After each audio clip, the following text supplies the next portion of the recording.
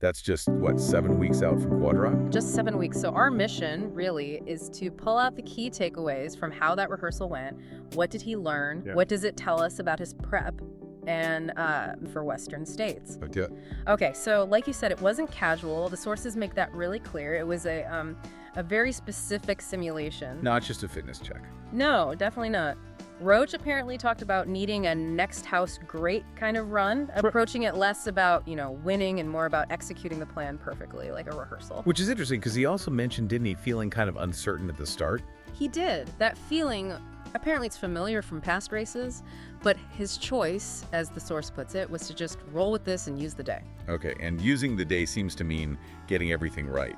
So what specific strategies were they testing out? What did the sources say? Well, they really went for it. They treated it like applying 100% the exact approach they planned for Western states. Okay. And two big things jump out: fueling and heat training. Ah, the big ones for Western states. Definitely. So for fueling, Roche details taking a gel every 20 minutes, and each one had 40 grams of carbs. Every 20 minutes. And then on top of that, bottles with sodium and scratch, the electrolyte and carb mix.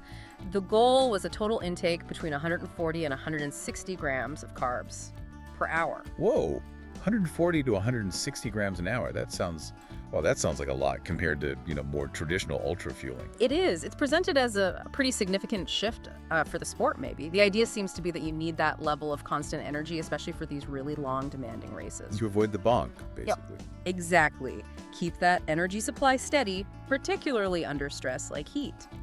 And speaking of heat... Right, the sources mentioned heat training too. Extensive heat training beforehand.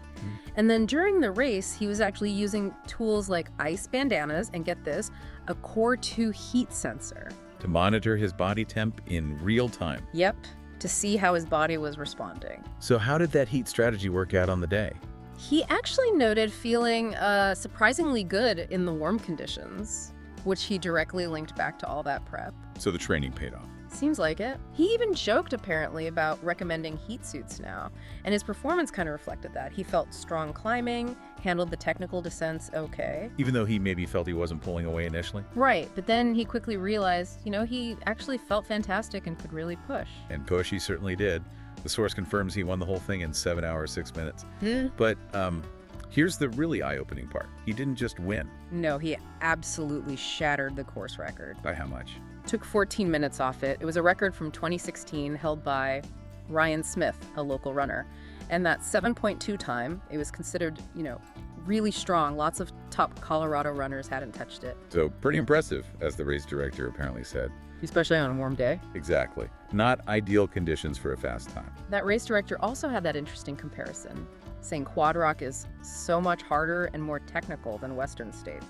Describing Western states as like a net downhill course way easier than this Quad Rock lower altitude. Which is a fascinating take.